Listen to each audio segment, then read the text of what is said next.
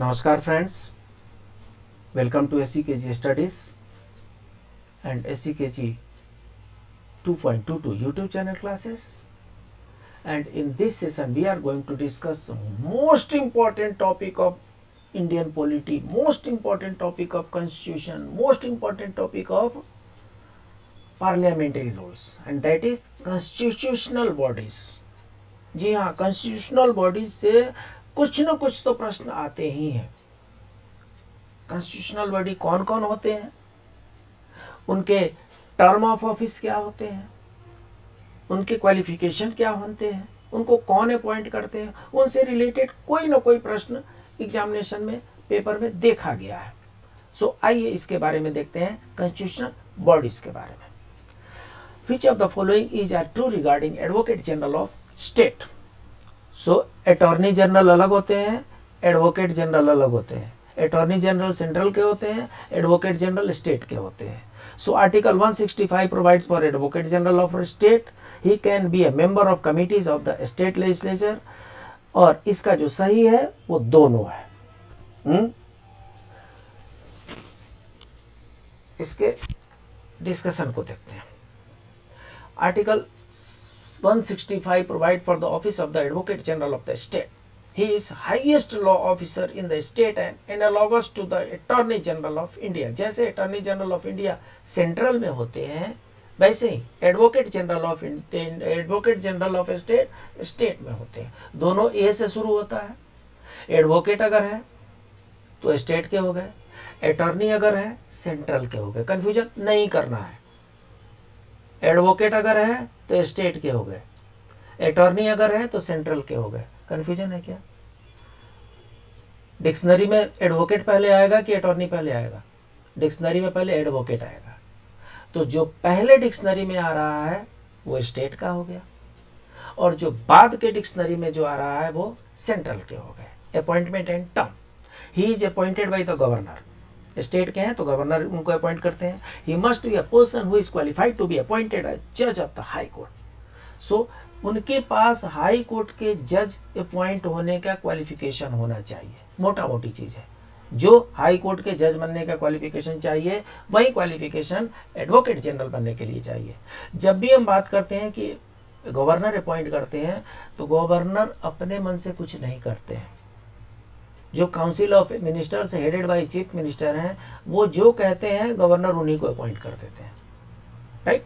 Qualification for being appointed a जज of high court are, तो जब ये अटॉर्नी जनरल वही होंगे जिनके पास हाई कोर्ट के जज बनने का योग्यता हो। तो हाई कोर्ट के जज बनने की योग्यता क्या है? सो आपको यहाँ पर डबल बेनिफिट मिल रहा है। एडवोकेट जनरल का भी आप क्वालिफिकेशन देख रहे हैं और हाई कोर्ट के जज बनने का भी। He must be a citizen of India, ठीक है, बांग्लादेशी, रोहिंग्या, पाकिस्तानी नहीं होनी चाहिए। He must have held a judicial office for 10 years और have been advocate of high court for 10 years। So high court में 10 साल के जज रहे हो, और नहीं तो जुडिशियल ऑफिस मतलब किसी कोर्ट में किसी भी कोर्ट में 10 साल के जज रहे हो, और नहीं तो हाई कोर्ट में 10 साल का प्रैक्टिस किए हो, लॉयर रहे हो, एडवोकेट रहे हो। The term of the office of the advocate general is not fixed by the constitution. ये क्या है? ही holds office during the pleasure of the governor. राज्यपाल महोदय के प्रसाद पर्यंत तक एडवोकेट जनरल अपने ऑफिस में बने रह सकते हैं, जब तक चाहे तब तक। अगर वो चाहें तो 5 साल, 10 साल, 15 साल तक। अगर वो चाहें तो अगले साल, अगले महीने में बोलेंगे नमस्कार, हम दूसरे को रख रहे हैं। Constitution does not contain the procedure and ground for his removal. उनको हटाने का कोई तरीका मेंशन नहीं है। He may be removed by governor at any time. He may quit his office by submitting his resignation to the governor. वो खुद भी छोड़ सकते हैं और गवर्नर को एड्रेस करके, और नहीं तो गवर्नर साहब भी उनको हटा सकते हैं। Generally, he resigns when government resigns or changes, as he is appointed on its advice. So government उनको अपॉइंट करती है, तो उनका लंबा से लंबा टेन्योर क्या हो सकता है? जब तक वो गवर्नमेंट है। वो गवर्नमेंट अगर गठजोड़ की सरकार है तो वो 2-4 महीने में भी टूट सकती है, और अगर मेजोरिटी की गवर्नमेंट तो 5 साल तक तो चलेगी, तो 5 साल तक वो रहेंगे। He receives remuneration determined by the governor, governor fix करते हैं उनको कितनी सैलरी मिलेगी। ड्यूटीज एंड फंक्शन क्या है? To give advice to the government of the state upon such legal matters which are referred to him by the governor, governor जो जो legal advice लेना चाहते हैं वो सब लीगल एडवाइस एडवोकेट जनरल से लेते हैं। To perform such other duties of a legal character that are assigned to him by the governor, to discharge the functions conferred on him by constitution or any other law. In the performance of his official duty, advocate general can appear before any court of law within the state.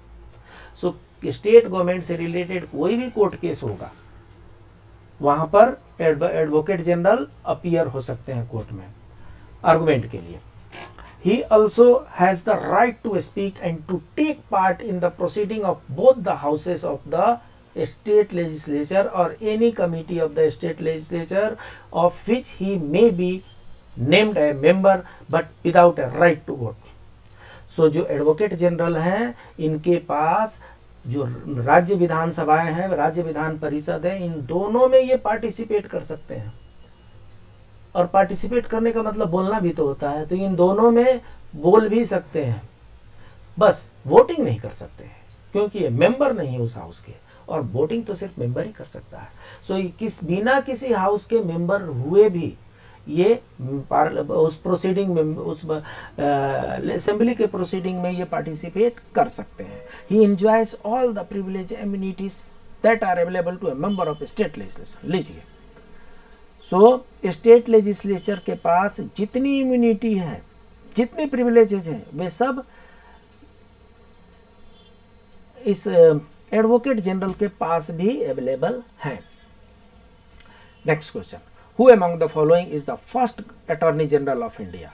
सो अभी इससे पहले हमने advocate general देखा था first question में, अब हम second question में अटॉर्नी जनरल ऑफ इंडिया के बारे में बात कर रहे हैं, मतलब सेंट्रल गवर्नमेंट का। तो ऐसा है, एक्चुअली यहाँ पर आंसर आ गया, कोई बात नहीं। So first attorney general of India जो थे वो MC सीतलवाड़ थे। MC Setalvad was first attorney general of India from 1950 to 1963।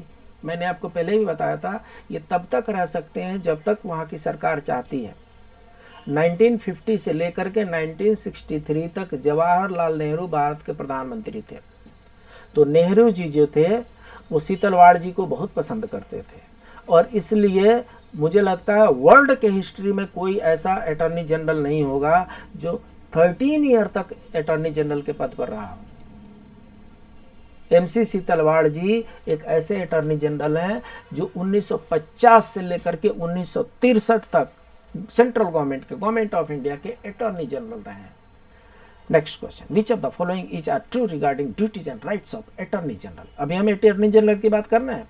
अच्छा, अटॉर्नी जनरल के बारे में मैं आपको एक ट्रिक बताता हूँ। अटॉर्नी जनरल जो है कॉन्स्टिट्यूशनल बॉडी हम पढ़ रहे हैं तो कॉन्स्टिट्यूशन में ही है। एडवोकेट जनरल का हमने आर्टिकल यहाँ पर देख लिया था, आर्टिकल 165। अटॉर्नी जनरल का क्या है, ये AG देखिए, AG मतलब अटॉर्नी जनरल है। ये G आपको थोड़ा सा 6 के जैसा लगेगा, थोड़ा सा इसको मोल्ड कीजिए, ये G जो है ये 6 के जैसा लगेगा, और ये 7 का ये जो नीचे गिरा है, सॉरी ये A है, A का जो नीचे गिरा है इसको सामने कर दीजिए तो ये 7 हो जाएगा। ये 7 और ये 6, 76। आर्टिकल 76 में अटॉर्नी जनरल को मेंशन किया हुआ है। सो अटॉर्नी जनरल का जब भी प्रश्न आए, आर्टिकल पूछा जाए तो थोड़ा सा इस ट्रिक को ध्यान में रख लीजिएगा। ये G है, ये 6 के जैसा लगता है, थोड़ा सा ये देखिए, थोड़ा सा 6 के जैसा लगता है। और ये जो A है, ये A जो है इसका अगर ये छोटा वाला डंडा अगर इधर ऊपर कर दिया जाए तो ये F के जैसा दिखता है, 7 के जैसा दिखता है। तो ये 7 और ये 6, 76। अटॉर्नी जनरल जो है 76 आर्टिकल में मेंशन किए हुए हैं। आइए अब इनका देख लेते हैं ड्यूटीज एंड राइट के बारे में। He can pursue private legal practice, अच्छा, to represent India in supreme Court for presidential reference, अच्छा, perform duties of a legal character that are assigned to him by the president. ये इसमें तीनों सही है, इसमें तीनों सही है। अटॉर्नी जनरल जो है वो प्राइवेट लीगल प्रैक्टिस भी कर सकते हैं, गवर्नमेंट ऑफ इंडिया को रिप्रेजेंट भी करते हैं, और प्रेसिडेंट जो भी और काम देते हैं उसको ये करेंगे। आइए जान लेते हैं अटॉर्नी जनरल के बारे में। Attorney general is the chief law officer of the government of India. Most important question from MCQ point of view. To give advice to the government of India upon such legal matters which are referred to him, to perform such other duties legal character that are assigned to him, to discharge the functions conferred to him by the constitution or any other law। जो भी advocate general का हमने पढ़ा था वही attorney general की भी duties हैं। The president has assigned the following duties to the AG. So president ने इनको क्या क्या ड्यूटी दिया है? To appear on behalf of government of India in all cases in supreme court in which the government of India is concern. So government of India के advocate ये रहते हैं। गवर्नमेंट ऑफ इंडिया जो भी file करेगी वो इनके through करेगी। और to represent the government of India in any reference made in president to supreme court under article 143। So to represent the government, वो आर्टिकल 143 में क्या है? प्रेसिडेंट जो है सुप्रीम कोर्ट से एडवाइस ले सकते हैं। तो उस जो एडवाइस ले सकते हैं वो मैटर को रिप्रेजेंट करने का जो काम करते हैं वो एजी करते हैं और अटॉर्नी जनरल करते हैं। To appear in any High Court in any case in which government of India is concerned. सीधी सीधी सी बात है, ये न सिर्फ सुप्रीम कोर्ट में बल्कि भारत के किसी भी हाई कोर्ट में जहां पर सेंट्रल गवर्नमेंट एक पार्टी बनती है वहां पर भी ये अपीयर हो सकते हैं। Rights in the performance of his duties the attorney general has the right of audience in all courts in the territory of. Bharat के किसी भी कोर्ट में, high court, supreme court, lower court, Bharat के किसी भी कोर्ट में ये गवर्नमेंट ऑफ इंडिया का पक्ष रखने के लिए प्रेजेंट हो सकते हैं।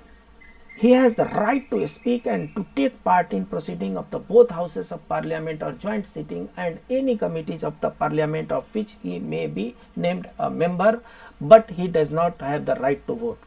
So as usual, same rule जो है एडवोकेट जनरल के भी है, अटॉर्नी जनरल भी पार्लियामेंट के सेशन में वो पार्टिसिपेट कर सकते हैं, बोल भी सकते हैं, किसी कमेटी के मेंबर भी हो सकते हैं, पार्लियामेंट्री कमेटी के वो मेंबर भी हो सकते हैं, बस वो वोटिंग नहीं कर सकते हैं। He also enjoys all the privilege immunities that are available to members of parliament. MP के जितने भी प्रिविलेज एंड इम्यूनिटी है वो सब एडवोकेट अटॉर्नी जनरल को प्राप्त है। लिमिटेशन इनके क्या है? ही शुड नॉट एडवाइस और hold a brief against the government of India के अगेंस्ट में कुछ नहीं बोलना है। गवर्नमेंट ऑफ इंडिया की नौकरी कर रहे हैं उनके अगेंस्ट में कैसे बोलेंगे? ही शुड नॉट एडवाइस और hold a brief case in which he is called upon to advice और appear for the government of India. He should not advise or hold a brief। मतलब जो गवर्नमेंट ऑफ इंडिया का जो view है उसको कहीं भी बोल नहीं देना है, नहीं तो ये क्या हो जाएगा? In order to avoid complication and conflict of the duty, ये कॉन्फ्लिक्ट ऑफ ड्यूटी में आ जाएगा। He should not defend accused person in criminal prosecution without the permission. Government of India का परमिशन लेकर के ही कोई क्रिमिनल केस में defend करने जा सकते हैं। He should not accept appointment as a director in any company, but the attorney general is not a full time counsel of the government. He does not fall in the category of government servant. He can pursue private legal. Most important, attorney general के पास इतने ज़्यादा power है लेकिन वो full time counsel of government of India नहीं है, वो part time counsel of government of India है। हाँ, इसलिए चूंकि part time counsel of government of India है इसलिए गवर्नमेंट सर्वेंट की कैटेगरी में नहीं आते। MCQ point of view, government servant की कैटेगरी में अटॉर्नी जनरल नहीं आते। He can pursue private legal, चूंकि गवर्नमेंट सर्वेंट की कैटेगरी में नहीं आते इसलिए ये प्राइवेट लीगल प्रैक्टिस को परस्यू कर सकते हैं। Next question, which of the following is are true regarding attorney general of India? Article 76 deals with attorney general of India. Post of the solicitor general is not created by the constitution. So ये तो हमने पहले ही discussion कर लिया। कि AG जो है A 7 के जैसा लगता है और G जो है 6 के जैसा लगता है। सो पहला तो ऐसे ही सही है। और the post of solicitor general is not created by the constitution. Constitution में सोलिसिटर जनरल का नाम नहीं है, इसको बाद में प्रैक्टिस के द्वारा क्रिएट किया गया है। आइए देख लेते हैं। Article 76 provision for the office of attorney general of India who is highest law officer in the country. Appointment and term क्या है? Attorney general is appointed by president, ठीक है। He must be a person who is qualified to be appointed as जज of the supreme court. So जब हमने advocate general को देखा था तो उनके पास क्वालिफिकेशन हो चाहिए हाई कोर्ट के जज बनने के लिए। जब हम अटॉर्नी जनरल की बात कर रहे हैं तो उनके पास क्वालिफिकेशन होना चाहिए सुप्रीम कोर्ट के जज बनने के लिए। इसका मतलब क्या हुआ? एक तो वो इंडियन सिटीजन होना चाहिए और he must have been a जज ऑफ सम हाई कोर्ट, किसी हाई कोर्ट में 5 साल के लिए जज होना चाहिए, और नहीं तो 10 साल के लिए हाई कोर्ट में जज होना चाहिए, हाई कोर्ट में लॉयर एडवोकेट होना चाहिए, और नहीं तो कोई इमिनेंट जूरिस्ट होना चाहिए in the opinion of the president. The term of office of AG is not fixed. अरे प्रेसिडेंट के प्रसाद पर्यंत तक रख सकते हैं वो, जब प्रेसिडेंट चाहे रखेंगे, जब चाहे हटा दें। Also the constitution does not contain the procedure and ground of his removal. He holds the office during the pleasure of the president. He may be removed by the president at any time. He may also quit office by submitting his resignation to president. So president साहब इसको रख सकते हैं, president साहब इनको जब चाहे हटा सकते हैं, president साहब को ये अपना रेजिग्नेशन लेटर दे करके और हट सकते हैं। Conventionally he resigns when the government resigns or is replaced. So 5 साल का टेनर होता है, दूसरी गवर्नमेंट उनको क्यों रखेगी? दूसरी गवर्नमेंट किसी और को रखेगी। This is because he is appointed on the government advice. The remuneration of AG is not fixed by the constitution and receive such remuneration as president may decide. So इनके remuneration जो है वो fix नहीं है, government centre appoint president जो fix करते हैं उसके अनुसार होता है। सोलिसिटर जनरल क्या होते हैं? Apart from attorney general there are other law officer of the government of, ये भी एक law officer of government of India है। They are solicitor general of India and additional solicitor general of India. They assist AG in fulfilment of his. So ये AG के, attorney general के ये supporters हैं, attorney general के ये assistants हैं। ये mainly the office of AG is created by the constitution. Constitution में सिर्फ AG का ही मेंशन है, सोलिसिटर जनरल का मेंशन नहीं है। Article 76 does not mention about Solicitor General and Additional Solicitor General. The AG is not a member of the Central Cabinet. There is a separate law minister in the Central Cabinet to look after legal matters at the government level. So, the cabinet में कौन रहेगा? MP MLA रहेंगे। MP MLA तो ये है नहीं, तो जो MP MLA होते हैं उन्हीं में से किसी को लॉ मिनिस्टर बनाया जाता है। what is the role of CAG in audit? अब ऑडिट में आ गया, CAG आ गया, कंट्रोलर एंड ऑडिटर जनरल में आ गया। सो CAG appoints members of audit board. RBI is audited bye CAG। तो इसमें जो सही होगा पहला सही है। CAG जो होते हैं he appoints members to audit board, audit of the corporation by CAG. CAG role in audit of public corporation is restricted. There are 3 broadly categories: total and direct audit by the CAG. उसमें ये ONGC, air India, DVC आते हैं। Audit by private professional auditor. Total audit by private professional. Government companies get audited by private auditors, but CAG can undertake supplementary audit of such companies. So भले ही CAG का audit कहीं पे होता हो चाहे नहीं होता हो। RBI का कौन करता है? Total audited by private professional. The public corporation who get audited exclusively by private professional auditors submit their annual reports and accounts directly to parliament. So LIC, RBI, FCI, SBI इनका private professional करते हैं, इनका CAG नहीं करते हैं। But CAG can undertake supplementary audit of such companies. To use specialists and experts from outside for handling technical aspects of the audit of the specialized enterprise like engineering, iron, steel, chemical, audit board was established as a part of the office of CAG in 1968. अच्छा, CAG इसका article का कहीं चर्चा हुआ नहीं है, आने दीजिए।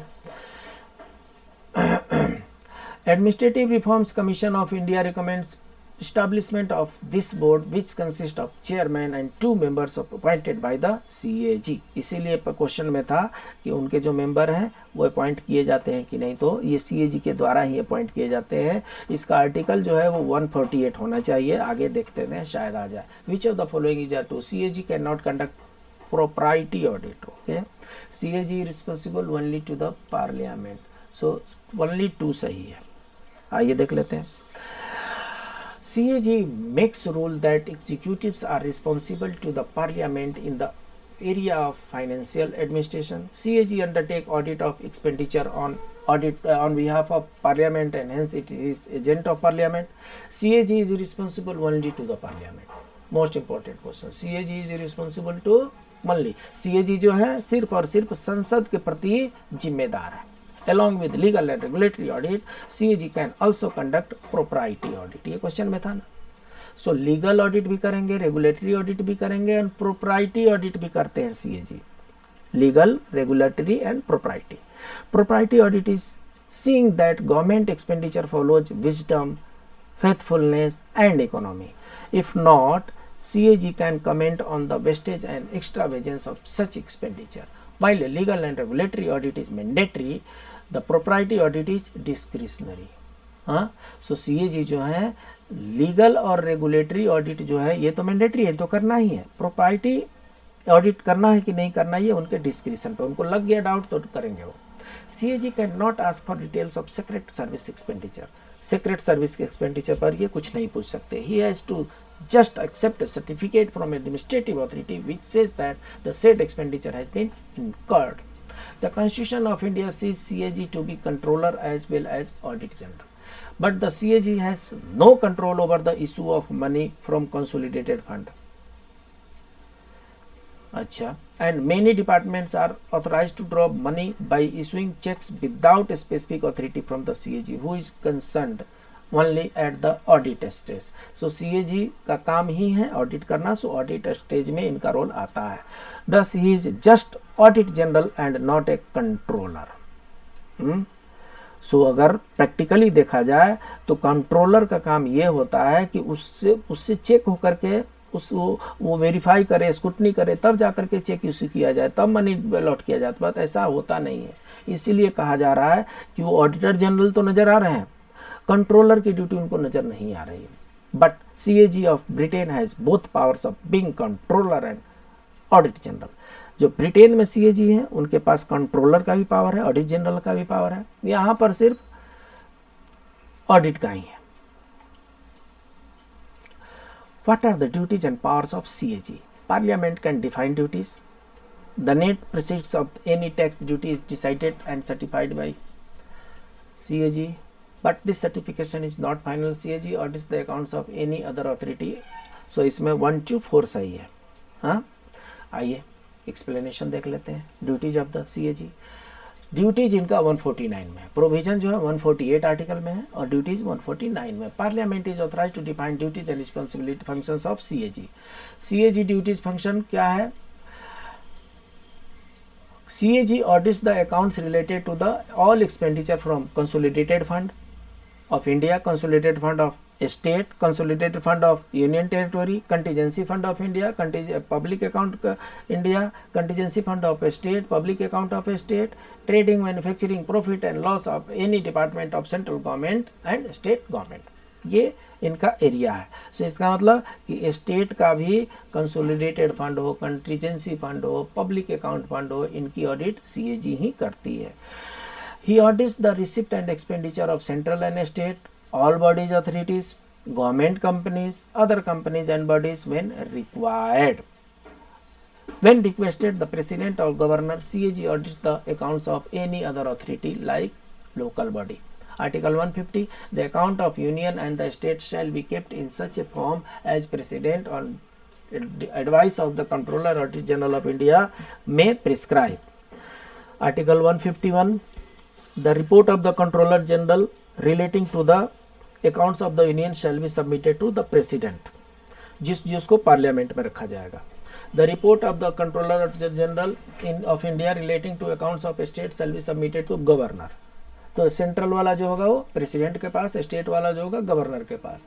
सेंट्रल वाला पार्लियामेंट में रखा जाएगा, स्टेट वाला स्टेट लेजिस्लेशन में रखा जाएगा। Article 279, the net proceeds of any tax और duty is decided and certified by CAG whose certification is final. ये मोस्ट इंपॉर्टेंट है। The net proceeds of any tax और duty is decided and certified by CAG whose certification is final. He is philosopher and guide of the PAC, of the Public Accounts Committee. CAG compiles and maintains the accounts of state government. This was because there was separation of account from audit. But he is not union government. He was relieved of his duty in 1976. किस चीज का? Controller का। Appropriation account.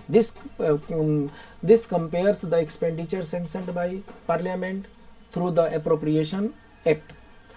Finance account. They give annual receipt and expenditure of the Union. 3 audit reports are submitted by CAG to the President. Note कीजिए, 3 audit report जो है CAG president के पास submit करते हैं। Audit report on appropriation account, audit report on finance account, audit report on public undertaking.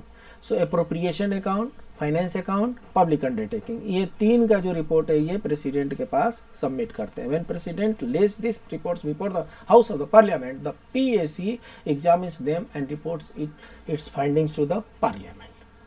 सो ये submit करते हैं president के पास, प्रेसिडेंट उसको पार्लियामेंट में सबमिट करवाते हैं और वहां से PAC का काम शुरू होता है। Next question, how is independence of CAG guaranteed? निष्पक्ष और स्वतंत्र कैसे हो सकते हैं CAG? President can not remove him, expenses of his offices are charge on contingency fund and not remove and not voted. Contingency fund से कहाँ से? His services conditions can not be change, ये तो ठीक लग रहा है। सो 1 and 3 सही है, 1 and 3 सही है। President can not remove from CAG, उनका जो टेन्योर है वो टेन्योर में वो रहेंगे, उससे आगे पीछे प्रेसिडेंट नहीं हटा सकते। उनके सर्विस कंडीशन को चेंज नहीं किया जा सकता है टू हिज डिसएडवांटेज, एडवांटेज में कर सकते हैं। आइए देख लेते हैं। Through president, though as president appoints him, he can be removed only by a process mentioned in the constitution. Thus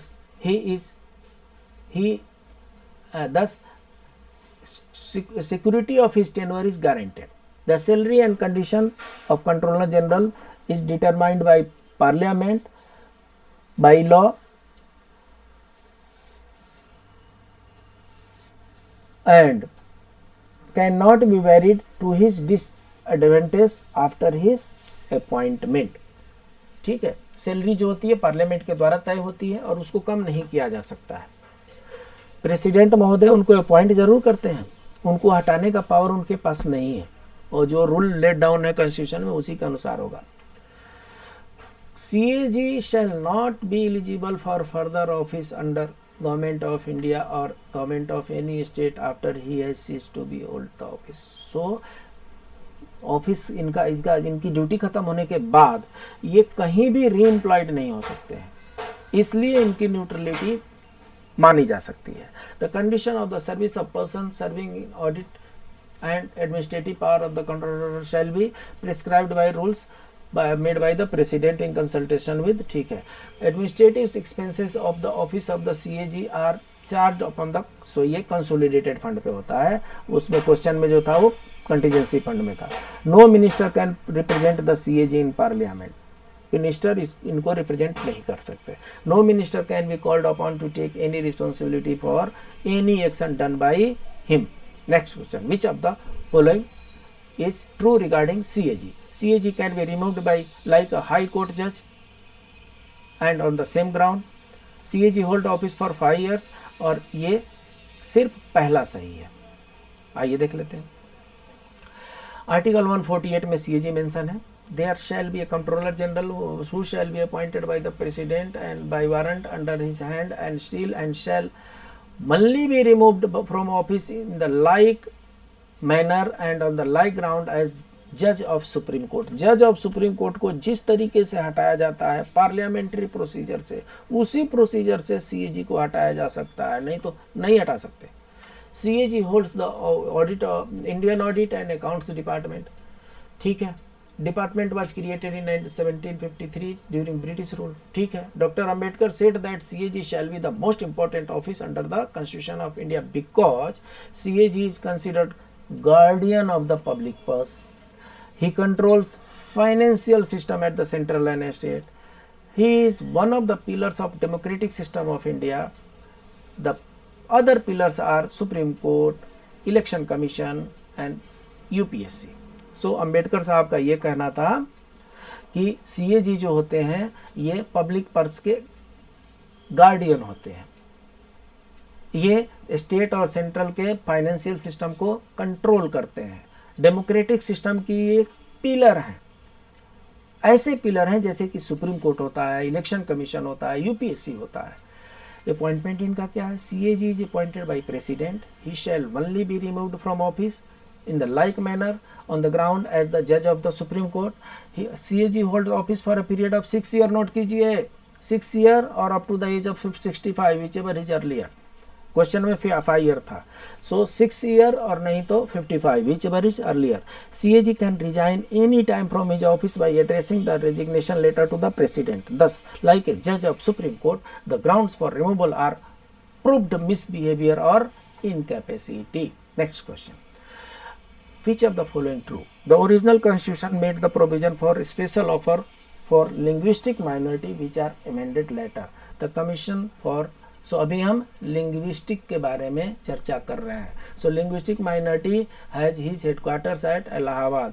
So इसमें सिर्फ और सिर्फ पहला दूसरा सही है. Commissioner of linguistic minority has his headquarter at Allahabad, जो अभी नाम बदल करके प्रयागराज हो गया है. Constitutional provision देख लेते हैं. Originally the Constitution of India did not make any provision with respect to the special officer for linguistic minority. Later, State Reorganization Commission 1953-55 made a recommendation on this context. Accordingly, ये फजल Ali committee थी, तो फजल Ali committee ने linguistic minority के लिए अलग से ये constitutional provision बनाया. Accordingly the 7th constitutional amendment act of 1956 inserted a new article 350B in part 17 of the Constitution. The article has the following provision. There should be a special officer for linguistic minority. He should be appointed by president. Linguistic minority की बात हो रही है यहाँ पे. जो भाषा के आधार पर जो कम लोग हैं उनका स्पेशल ऑफिसर एक बनाया जा सकता है. It would be the duty of the special officer to investigate all matters relating to safeguard providing linguistic minority. He would report to the president upon those matters at such interval. President को ये report करेंगे. ये linguistic officer का है. Commission for linguistic minorities. हाँ, so linguistic minority का commission भी बनाने का यहाँ पर बात हुआ है. लिंग्विस्टिक कमीशन का हेडक्वार्टर क्या है? इलाहाबाद, उत्तर प्रदेश में, जो प्रयागराज के नाम से जाना जाता है. It has 3 regional offices. Belgaum Karnataka में, चेन्नई तमिलनाडु में, कोलकाता वेस्ट बंगाल में. बाकी इसमें कुछ खास इंपॉर्टेंट नहीं लग रहा है. तो ये कॉन्स्टिट्यूशनल बॉडीज हैं. Election commission, UPSC, state public service commission, finance commission, national commission for SC, national commission for ST, special officer for linguistic minorities, controller and audit general, attorney general, advocate general. ये सब constitutional body हैं. इधर वाले non constitutional body हैं जिनका चर्चा हम बाद में करेंगे. ये जो है ये आज का नीति श्लोक तो नहीं है. ये आज का नीति श्लोक नहीं है, लेकिन आज का नैतिक श्लोक तो ये बन ही गया है. हाँ, आइए ये सबके लिए आज बहुत ही रिलेवेंट होते जा रहा है. ये डे बाय डे इसकी रिलेवेंसी बढ़ती जा रही है. और टॉपिक है इसका औलाद. अपने पिता की मृत्यु के बाद बेटे ने अपनी माँ को वृद्धाश्रम में छोड़ दिया और कभी कभार उनसे मिलने चला जाता था. कैसा कसाई बेटा था, अपनी माता को वृद्धाश्रम में छोड़ दिया. जिस माता ने उसको गोद गर्भ में 9 महीने तक रखा हो, जिस माता ने उसको उंगली पकड़ के चलना सिखाया हो, बोलना सिखाया हो, उस माता को वृद्धाश्रम में छोड़ दिया. अपने घर में साथ में नहीं रखा. कसाई था वो. फिर भी एक शाम उसे वृद्धाश्रम से फोन आया कि आपकी माताजी की तबीयत बहुत खराब है, एक बार आकर के मिल लें। सबकी उम्र फिक्स है, आदमी जन्म लेता है, बचपन होता है, यौवन होता है, बुढ़ापा आती है और समय के साथ ये शरीर नश्वर है, खत्म हो जाता है। तो माता जी का भी समय आ गया है, उनकी तबीयत खराब है और वृद्धाश्रम से फोन आता है बेटे को कि आकर के मिल लो। पुत्र गया तो उसने देखा कि माँ बहुत बीमार है। उसने पूछा, माँ मैं आपके लिए क्या कर सकता हूँ। ये बड़ा इमोशनल सिचुएशन होता है जब तक कोई धरती पे है उसकी बात कोई मानने के लिए तैयार नहीं है, और जब वो धरती को छोड़ने लगता है तो लगता है कि वो क्या कह लें कि मैं उसका बात मान लूँ। साहब जब तक वो जिंदा है तब तक तो बात मानिए, उसका तो बात माना नहीं आपने, उठा करके उनको वृद्धाश्रम में डाल दिए। और लास्ट में इन्होंने पूछा, माँ मैं आपके लिए क्या कर सकता हूँ। माँ तो माँ होती है, माँ तो माँ होती है। जिस दिन से वो माँ बनती है उस दिन से लेकर के और जब तक इस धराधाम पर रहती है वो 24 घंटे सिर्फ और सिर्फ अपने बच्चों के कल्याण के बारे में ही सोचती है। अपना तो उसका कुछ होता ही नहीं है। बच्चे जगते हैं तो वो जगती है, बच्चे सोते हैं तो वो सोती है, बच्चे उठते हैं तो वो उठती है, बच्चे को भूख लगती है तो भोजन बनाती है। तो माँ होती है, वो सिर्फ और सिर्फ अपने बच्चों के लिए जीती है। अब जब प्रश्न बच्चे ने ये पूछा है कि माँ मैं आपके लिए क्या कर सकता हूं, माँ ने जवाब दिया वो सुनने लायक है। कृपा करके वृद्धाश्रम में पंखे लगवा दे, और यहाँ क्योंकि यहाँ एक भी फैन नहीं है, सो वृद्धाश्रम में फैन लगा देना। वृद्धाश्रम में फैन नहीं है, माता जी बिना फैन के वहाँ पर वृद्धावस्था में गुजार रही हैं। और फ्रिज भी रखवा देना।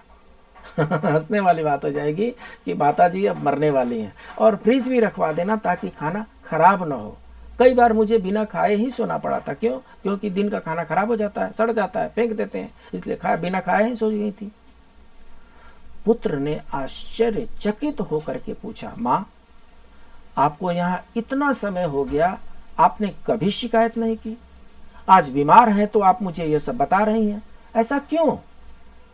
माँ ने जो जवाब दिया उसको गठरी में बांधने लायक है, उसको ट्रक पे रखने लायक है, उसको सिर माथे पे रखने लायक है, जो माँ ने जवाब दिया। बात यह है बेटा कि मैंने तो गर्मी, भूख और दर्द सब बर्दाश्त कर लिया। माता कह रही है कि बेटा मैंने तो गर्मी, पंखा नहीं था, भूख और दर्द सब बर्दाश्त कर लिया, लेकिन जब तुम्हारी औलाद तुम्हें यहाँ भेजेगी तो मुझे डर है कि तुम यह सब नहीं सह पाओगे। कितना बड़ा कटाक्ष, कितना बड़ा कटाक्ष। बच्चे बड़े होते हैं और अपने माता पिता को वृद्धाश्रम में छोड़ जाते हैं, और यही बच्चे जब बूढ़े हो जाते हैं तो इनके बच्चे इनको उठा करके वृद्धाश्रम में डाल देते हैं। क्यों ना हम इस परंपरा को समाप्त कर दें, ये परंपरा को पनपने ही ना दें। ये भारतीय संस्कृति की परंपरा है ही नहीं। भारतीय संस्कृति में हमारे जितने बड़े बूढ़े होते हुए हैं वो हमारे गार्डियन होते हैं, उनके आशीर्वाद हमें नित्य प्रति मिलते रहे, इसके लिए हम सुबह शाम उनके चरण स्पर्श करते हैं। तो फिर ये वृद्धाश्रम का कंसेप्ट कहाँ से आ गया? ये इंडियन कंसेप्ट नहीं हो सकता, और इसीलिए हमें इसको फॉलो नहीं करना है।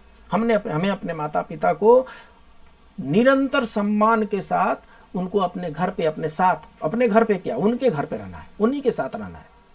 हमारी इतनी सामर्थ्य नहीं कि हम अपने माँ बाप को अपने घर में रख सकें। यह हमारे लिए आशीर्वाद की बात होगी कि हम उनके साथ उनके घर में रहते हैं। ये कल्चर हमें अपनाना पड़ेगा, ये कल्चर हमें अपने बच्चों को भी बताना पड़ेगा, क्योंकि बच्चे वो नहीं करते जो सुनते हैं, बच्चे वे करते हैं जो वो देखते हैं। उन्होंने देखा है कि उनके पापा मम्मी ने उनकी दादी जी को वृद्धाश्रम में छोड़ दिया था। बच्चा बड़ा होगा और वो मम्मी पापा को ले जाकर के वृद्धाश्रम में छोड़ जाएगा। इसलिए अगर अपना भला चाहते हैं तो ये वृद्धाश्रम का कंसेप्ट बंद करें। माता पिता को उतना ही सम्मान दे जितने सम्मान के वो अधिकारी हैं। आपका ये चैनल SGKG स्टडीज, इसको आप लाइक करें, सब्सक्राइब करें, अपने दोस्तों के बीच में शेयर करें।